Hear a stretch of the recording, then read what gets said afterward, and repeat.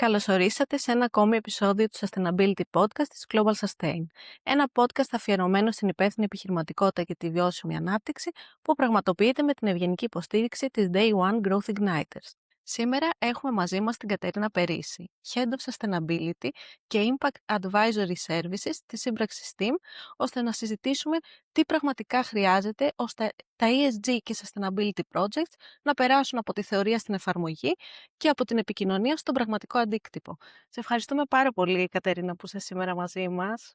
Καλημέρα Ευστρατεία και εγώ ευχαριστώ πραγματικά για την πρόσκληση και την Global Sustain αλλά και εσάς προσωπικά. Οπότε Ευχαριστώ. με μεγάλη χαρά να κάνουμε αυτή την κουβέντα σήμερα. Τέλεια. Για να ξεκινήσουμε, θα ήθελες να μας πεις λίγο για το ρόλο της σύμπραξης Team στην διαμόρφωση και υλοποίηση ESG project. Ο ρόλος της σύμπραξης Team είναι αυτό που είπες ακριβώς στην αρχή. Δηλαδή, ο στόχος μας είναι να μην σχεδιάζουμε έργα απλά στο χαρτί, στρατηγικές, πολιτικές, reporting ακόμη, αλλά να βοηθήσουμε τους πελάτες και τους συνεργάτες μας να υλοποιήσουν πραγματικά έργα με αντίκτυπο θετικό και να είναι επιδραστικά. Οπότε αυτή είναι η βασική μας ανάγκη. Θες να μας πεις και λίγο για το τι πραγματικά συμβαίνει αυτή τη στιγμή γύρω από το sustainability και το ESG. Είναι μια πολύ ουσιαστική ερώτηση και αυτό γιατί βρισκόμαστε ουσιαστικά σε μια περίοδο, θα πω λίγο παγωμένη όσον αφορά τα θέματα βιωσιμότητας και ESG, ενώ περάσαμε 2 χρόνια τρομερής ανάπτυξης ή αισιοδοξία ότι τα πράγματα πάνε μπροστά, σε ένα πολύ κανονιστικό όμως πλαίσιο και πολύ δύσκολο, έτσι, οπότε δημιούργησε πολύ μεγάλες προσδοκίες και πολύ μεγάλες δυσκολίες όμως στις εταιρείες. Επένδυσαν σε αυτό, εκπαίδευσαν ανθρώπους, δημιούργησαν ομάδες και ξαφνικά όλα τα πράγματα πάγωσαν και γιατί υπάρχει μια υποστεχώρηση σε επίπεδο Ευρώπης, αλλά και γενικότερα και στην άλλη πλευρά του Ατλαντικού, γεωπολιτικά θέματα. Άρα είμαστε σε μια περίοδο αναμονής, αλλά νομίζω και σε μια περίοδο που θα αναδειχτούν οι πραγματικοί παίκτες της αγοράς, αυτοί που είναι όριμοι σε αυτό το κομμάτι της βιώσιμης ανάπτυξης. Αν αφαιρούσαμε όλα τα ESG reports, τα ratings και τα awards, ποιες εταιρείες πιστεύεις θα συνέχισαν πραγματικά να λειτουργούν υπεύθυνα?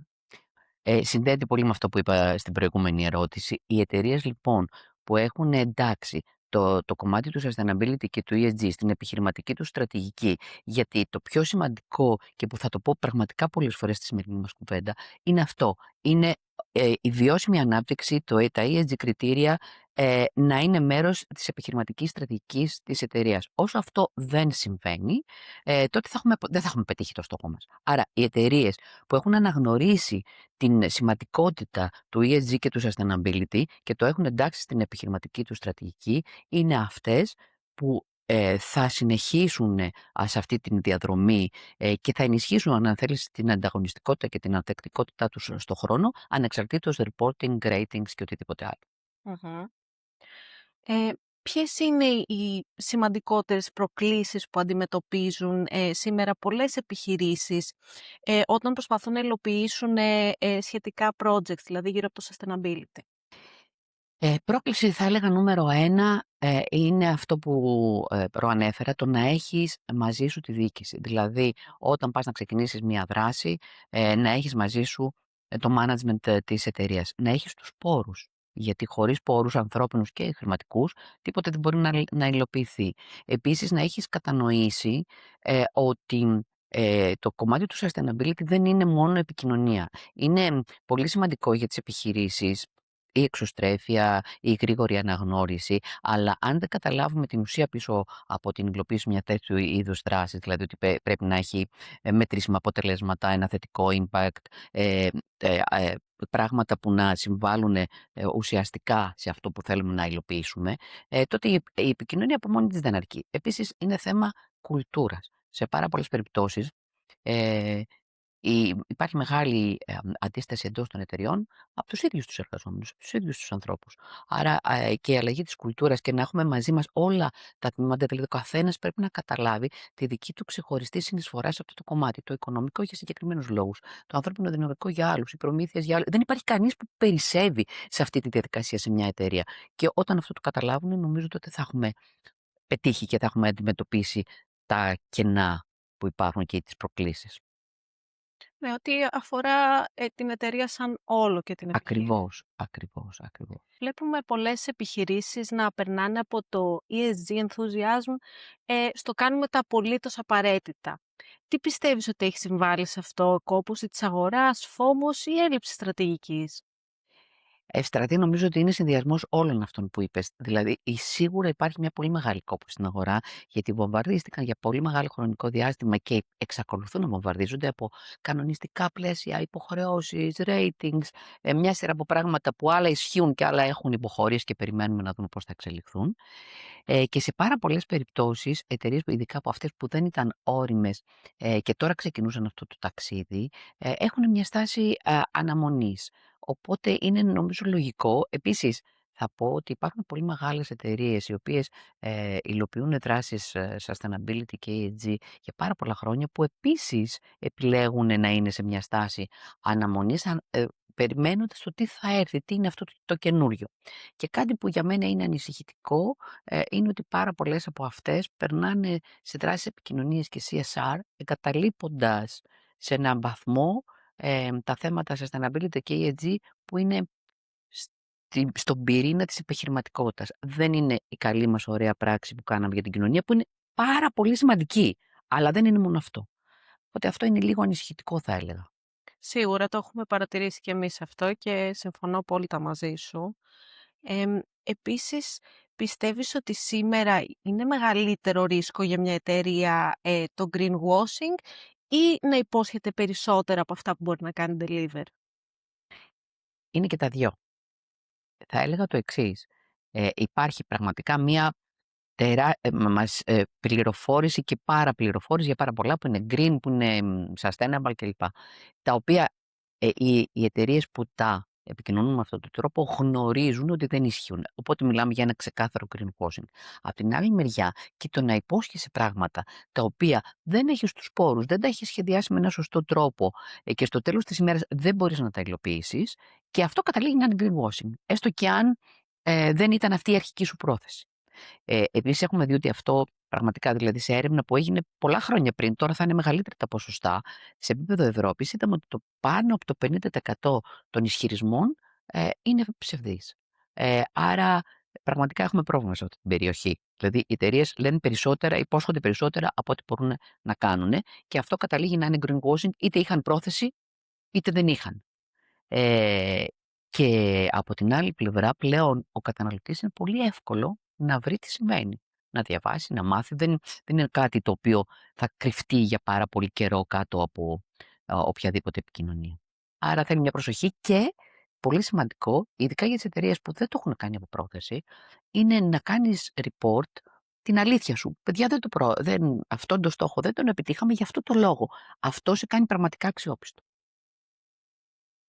Σίγουρα και πλέον οι καταναλωτές όπως σχολίασες το ψάχνουν πολύ περισσότερο και η νέα γενιά, οπότε γυρίζει boomerang όλο αυτό. Και επίσης ζητάνε από σένα να τα κάνεις αυτά, γι' αυτό λέμε ότι είναι θέμα επιχειρηματικής στρατηγικής. Μέσα στην κανονική σου λειτουργία δεν είναι διαθέσιμοι να πληρώσουν παραπάνω, να επενδύσουν περισσότερο. Σου λέει είσαι ένας υπεύθυνος επιχειρηματίας, μια υπεύθυνη επιχειρηματική μονάδα, θέλω το προϊόν που θα μου δώσεις να έχει αυτά τα χαρακτηριστικά. Και δεν είναι μονάχα το sustainability, και ας το πούμε σε αυτή την κουβέντα, το περιβάλλον, γιατί σε πάρα πολλές φορές υπάρχει μια τεράστια σύγχυση. Είναι όλα αυτά. Είναι οι εργαζόμενοι να είναι ασφαλισμένοι, να πληρώνονται, η προμηθευτική αλυσίδα το ίδιο, να έχει πολιτικές, να έχει διαδικασίες. Όλο αυτό το κομμάτι των πραγμάτων.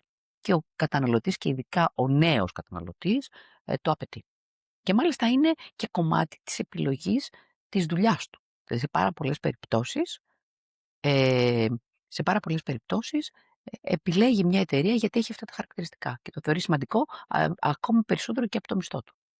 Σίγουρα, ναι, η κουλτούρα που λέμε. Ακριβώς.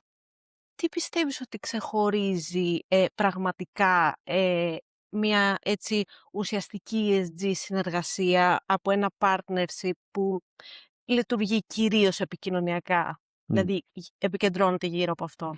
Μια ουσιαστική συνεργασία λοιπόν, ακριβώς αυτό που η ερώτηση είναι μέρος της απάντησης. Δεν μπορεί να είναι μόνο επικοινωνία, είναι πολύ ωραία επικοινωνία και η κοινή καμπάνια κτλ.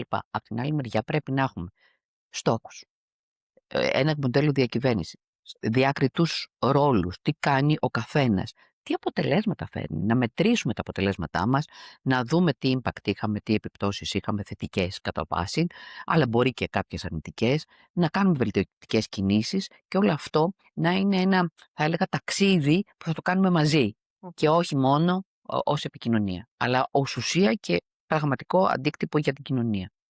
Πραγματική συνεργασία δηλαδή. Ακριβώς, δηλαδή εταιριών με μη κυβερνητικές οργανώσεις, εταιριών με το κράτος. Το είδαμε σε πάρα πολλές περιπτώσεις αυτό πολύ έντονο την περίοδο των πυρκαγιών και των καταστροφών, όπου πραγματικά η ιδιωτική πρωτοβουλία με το κράτος λειτουργήσε πολύ θετικά για να μπορέσουμε να αντιμετωπίσουμε ή να αναγεννήσουμε κάποιες περιοχές που έχουν υποστεί τεράστια φυσική καταστροφή. Άρα υπάρχει πεδίο, φτάνει να το βλέπουμε ουσιαστικά και όχι μόνο επικοινωνιακά.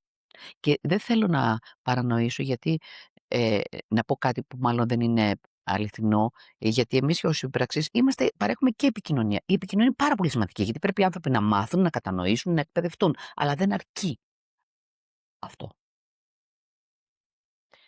Δεν αρκεί, ναι. Πρέπει να προχωρήσουμε ένα βήμα Πρέπει παρακάτω. να προχωρήσουμε σε ουσιαστική υλοποίηση. Γιατί αλλιώς είναι κενό γράμμα. Πολλές εταιρείες μιλούν σήμερα για stakeholder engagement. Ποιες όμως είναι πραγματικά έτοιμες για να ακούσουν κάτι που δεν θέλουν ουσιαστικά? Λοιπόν, επίσης, θα έλεγα ίσως είναι μία από τις πιο σημαντικές ερωτήσεις που έκανε σήμερα Ευστρατεία. Οι περισσότερες επιχειρήσεις, θα πω από την εμπειρία μου τώρα, δεν θα θέλανε. Θα θέλανε να αποφασίσουν από μόνες τους. Αυτό που λένε θεωρούν ότι είναι σωστό και δεν επηρεάζει κανέναν ή τον επηρεάζει θετικά και όλα καλά. Άρα υπάρχει ένα μεγάλο κομμάτι όπου εκφράζει αυτή την ανάγκη γιατί προκύπτει από τα πρότυπα, από τις διαδικασίες. Θέλω να πάρω μια πιστοποίηση sustainability, πρέπει να μιλήσω με τους κατοίκους της περιοχής, ας πούμε, στην οποία δραστηριοποιούμε. Άρα είναι πολύ λίγες οι εταιρείες που πραγματικά είναι έτοιμες να ακούσουν την άβολη αλήθεια, γιατί στις περισσότερες περιπτώσεις τα καλά πράγματα θα στα πούνε και είναι εύκολο.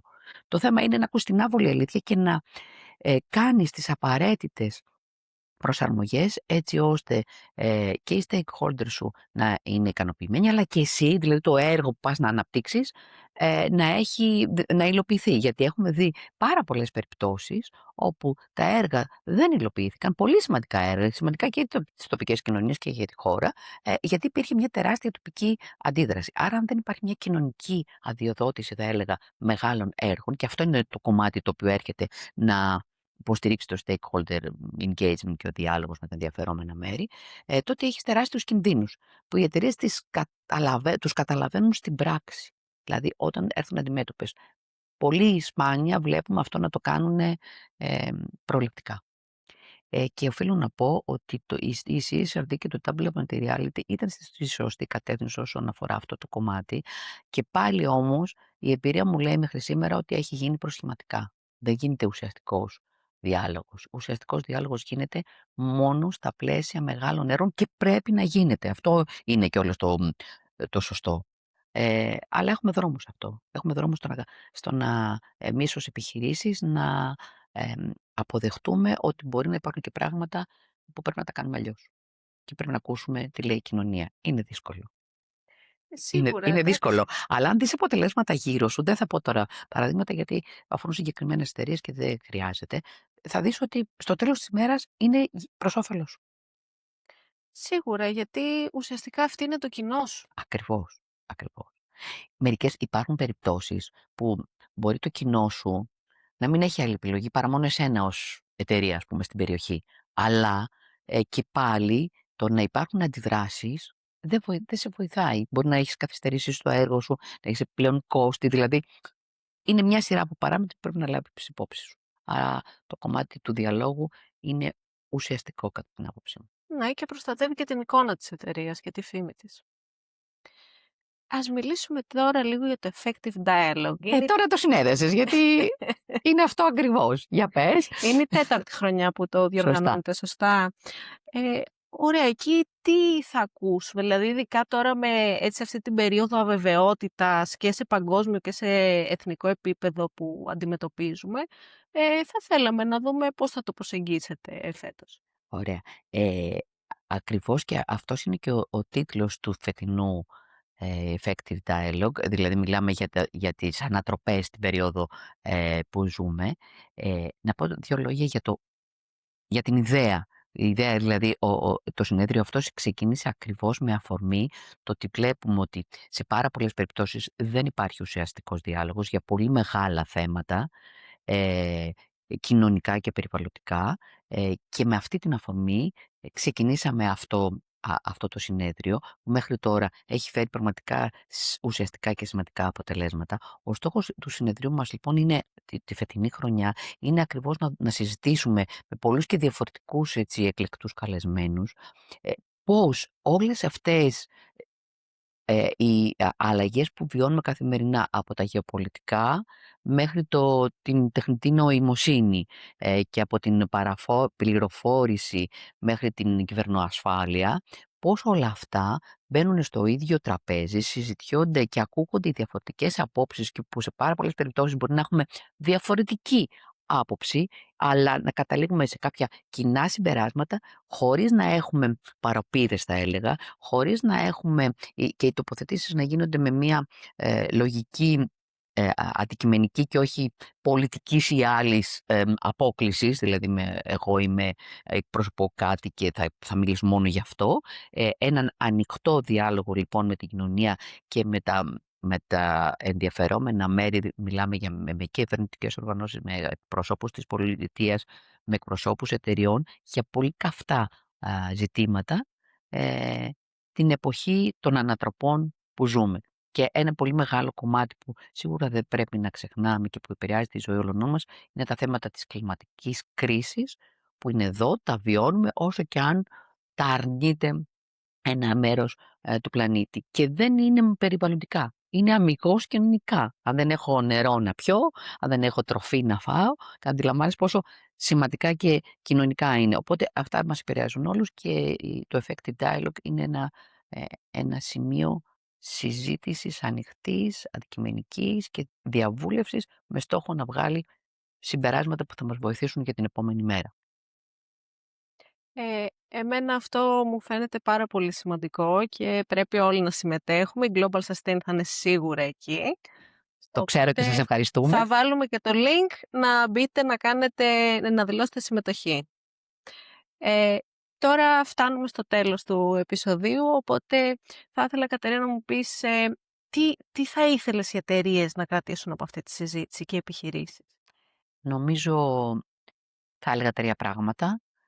Το ένα είναι ότι αυτό που ξεκινήσαμε στην αρχή, το sustainability και το ESG είναι κομμάτι της επιχειρηματικής στρατηγικής, και μόνο έτσι πρέπει να το αντιμετωπίσουμε. Όσο παραμένει μια παράλληλη δράση, δεν θα έχει ποτέ τα αποτελέσματα που αναμένουμε, και επίσης είναι ένα σημαντικό εργαλείο για την ανθεκτικότητα και την ανταγωνιστικότητα των εταιριών, που όσο πιο γρήγορα το αντιληφθούν οι εταιρείες, τόσο πιο εύκολα θα πάνε στην επόμενη μέρα.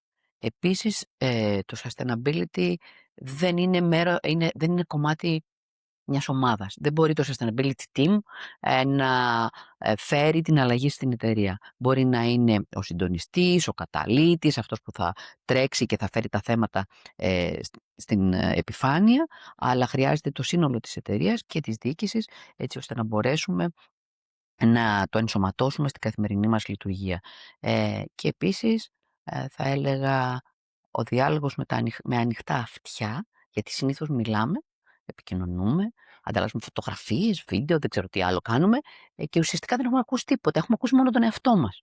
Και αυτό συμβαίνει και στην πραγματική μας ζωή. Έτσι. Οπότε η πραγματική επικοινωνία και ο διάλογος νομίζω ότι μπορεί να φέρει εξαιρετικά αποτελέσματα. Σε ευχαριστούμε Και πάρα εγώ πολύ. σε ευχαριστώ πολύ, Ευστρατεία μου, και θα σας περιμένουμε πολύ μεγάλη χαρά, φυσικά, στο συνέδριο και σε ό,τι ακολουθήσει μέχρι τότε. Εννοείται, και θα είμαστε όλοι εκεί. Ευχαριστούμε πολύ. Και εγώ σας ευχαριστώ. Αυτά από μας για σήμερα. Ευχαριστούμε που ήσασταν μαζί μας σε ένα ακόμη επεισόδιο της Sustainability Podcast της Global Sustain. Η παραγωγή αυτού του επεισοδίου έγινε με την ευγενική υποστήριξη της Day One. Μπορείτε να μάθετε περισσότερα για το Growth Agency Day One στο www.dayone.gr. Μέχρι το επόμενο επεισόδιο, να είστε καλά.